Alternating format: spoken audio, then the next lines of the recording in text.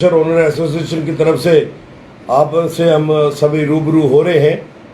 3 तारीख को जो हमने एक प्रेस कॉन्फ्रेंस की थी उसमें एक बर्निंग इशू जो पूरे जम्मू को जिसने घेर के रखा हुआ है इलीगल माइनिंग को लेकर उसको हमने उजागर किया था और यकीनन कहीं ना कहीं सरकार भी उससे सख्ते में भी आई और सरकार को भी लगा कि बिना आग के धुआं नहीं होता है। अगर ये registered unit holder ultimately media में इतने ना सिर्फ भावुक हुए हैं बल्कि अग्रेसिव भी हुए हैं, इसका मतलब हालात बहुत ज़्यादा ख़राब है। और रिवर तवी को लेकर अक्सर हम लड़ाई लड़ते रहे हैं कि जो ऑनरेबल हाई कोर्ट ने माइनिंग को स्टे किया है वो गवर्नमेंट को स्टे वकेट कराना चाहिए, क्योंकि ये रिवर तवी कईयों घरों की रोजी रोटी होने के साथ साथ सरकार का भी एक बहुत बड़ा साधन है। ये नेचुरल बेड मटेरियल है और गवर्नमेंट का ये रिसोर्स है, ये मेरा या आपका रिसोर्स नहीं है। गवर्नमेंट उसको आउटसोर्स करती है, उससे कईयों घरों की रोजी रोटी चलती है। लेकिन बदकिस्मती ये रही कि ऑनरेबल हाई कोर्ट की नज़रों में वो फाइलों में बंद है और सरेआम उसमें माइनिंग चलती है और उसे अपनी माइनिंग की चोरी को छुपाने के लिए सरकार के चंद महानुभावों ने हम यूनिट होल्डर्स को बलि का बकरा बनाया। विशेष करके तवी के अंदर जो 14 जो स्टोन क्रशर्स हैं और जो बजालता बेल्ट में 8 स्टोन क्रशर्स हैं, अननेसेसरली हमें हरास किया गया। और पिछले तकरीबन 10 महीने से एक हंसती खेलती इंडस्ट्री, एक ऐसी इंडस्ट्री जिससे कईयों घरों की रोजी रोटी जुड़ी हुई थी, कईयों घरों का संसाधन हम लोग जुटाते थे, उसको बिल्कुल ब्लैंकेट बैन बंद करके सील करके रख दिया है। जो हमारी पीड़ा में जैसे अग्नि में तेल का और घी का काम उस सील ने किया है।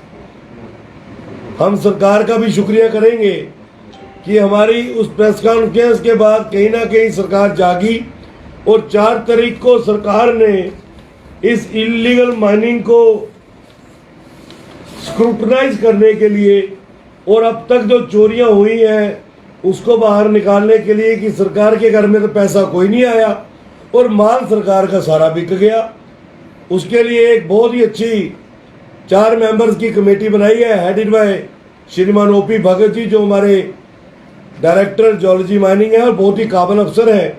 उनके साथ श्रीमान आरसी कोतवाल जी जो डायरेक्टर फाइनेंस हैं, श्रीमान डॉक्टर राजकुमार जी जो डिप्टी डायरेक्टर जियोलॉजी माइनिंग है और श्रीमान रमेश गंडोत्रा जी जो ऑलरेडी जियोलॉजी माइनिंग में अपने जीवन के पिछले 25-30 वर्षों का तजुर्बा लेके काम कर रहे हैं।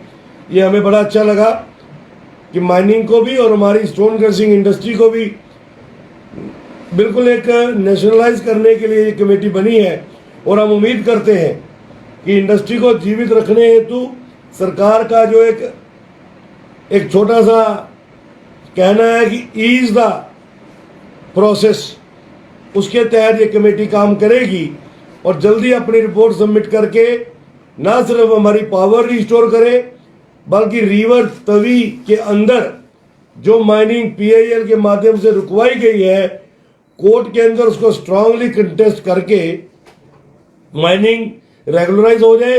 ये चोरी के झंझट, ये गाली गलोच, ये गुस्सा, ये सारा ठंडा हो जाएगा। सरकार के घर का रेवेन्यू भी आना शुरू हो जाएगा। लेकिन हम एक बात के ऊपर फिर भी अड़े हैं कि जो अब तक चोरी हुई है वो बहुत बड़ा आने वाले दिनों में माइनर मिनरल स्कैम बड़ा होने वाला है।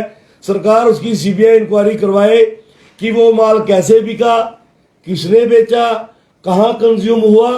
बीइंग ए सिटीजन, शहर के नागरिक होने के नाते, तभी के चौकीदार होने के नाते हम सरकार को हर उस पॉकेट की जानकारी देने को तैयार हैं जहां से माइनर मिनरल चोरी से निकला और कहां कंज्यूम हुआ, उसका भी विद डाटा हम देने को तैयार हैं, बशर्ते कि सरकार उसकी जानकारी लेना चाहती है कि नहीं लेना चाहती। सरकार के घर में जो चोरी हुई है उसकी जानकारी लेना चाहती कि नहीं लेना चाहती। मित्रों, हमने उस दिन जो जियोलॉजी माइनिंग डिपार्टमेंट के हमारे डीएमओ जम्मू पे एलिगेशंस लगाए थे, उन एलिगेशंस को ऑथेंटिकेट किया हमारी ऑनरेबल हाई कोर्ट ने, जस्टिफाई किया हमारे साथ, हमें इंसाफ दिया कि हम जो लड़ाई लड़ रहे हैं, एक तो हमारी यूनिट इंडस्ट्री को बंद कर रखा 10 महीने से। एक इंडस्ट्री खास करके स्टोन क्रशर वाला अगर किसी भी कारण से 1 महीना भी बंद रहता है बिना प्रोडक्शन के, बिना सेल के, उसको 4 से 5 लाख रुपया स्टेशनरी खर्चा पड़ता है यूनिट होल्डर को। तो 10 महीने से हम बंद थे तो तकरीबन 50 लाख रुपया हमारे ऊपर बर्डन पड़ गया। उसके ऊपर हमारे श्रीमान अंकुर सचदेवा जी ने पहले फरवरी में एक फटका दिया जो नाजायज था।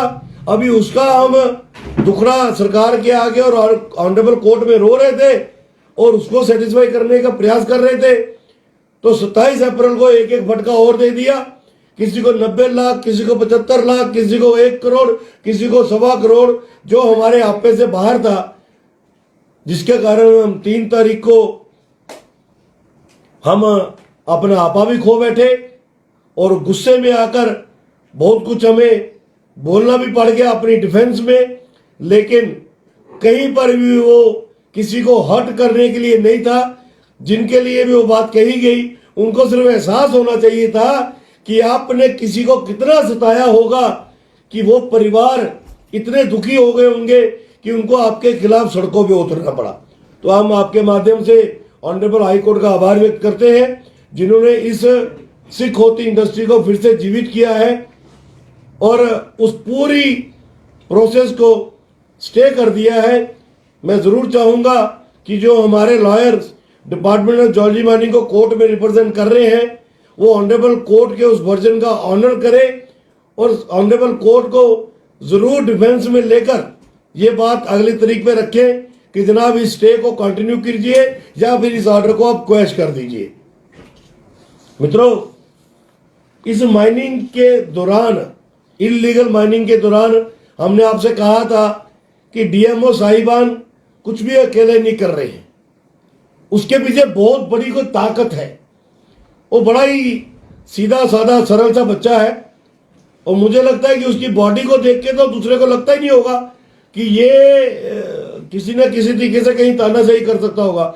लेकिन उसके पार्ट में सबसे बड़ी नालायकी जो हमें लगती है वो ये कि बीइंग ए डीएमओ उसको अपना एयर कंडीशन ऑफिस और अपनी एयर कंडीशन गाड़ी, इन 2 कामों के अलावा वो कुछ नहीं करता है।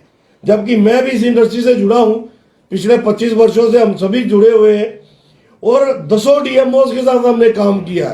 डीएमओ को अपने इलाके में होना होता है, जो उसके पास इलाका होता है।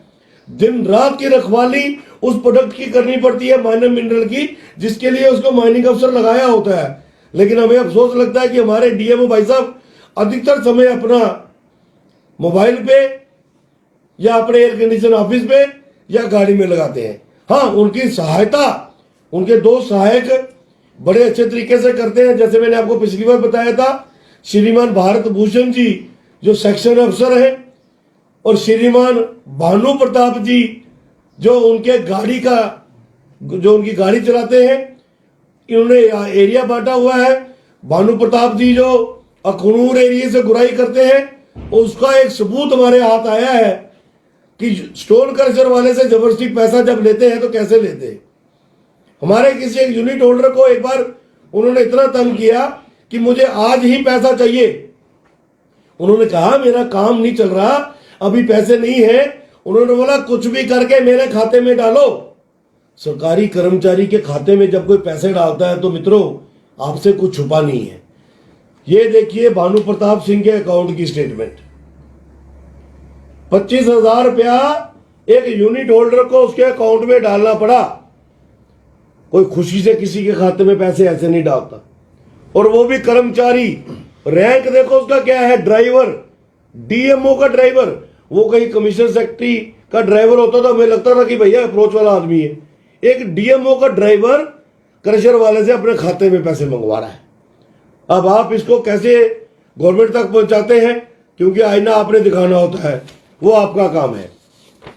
हम शुक्रगुजार हैं डायरेक्टर ज्योलरी माइनिंग के कि हमारी प्रेस कॉन्फ्रेंस के बाद उन्होंने ये जो सरगना एक गैंग चला हुआ है अंडर द बेल्ट ऑफ हमारे डीएमओ श्रीमान अंकुर सचदेवा जी, भारत भूषण जो सेक्शन अफसर है, जो बजालता के अंदर तूते दिखुई, हमारे फ्लाई मंडाल में जितना भी एरिया है, जो भी पॉइंट्स है जहां से गाड़ियां निकलती हैं, वहां से उगाई करता था, आरएसपुरा से उगाई करता था।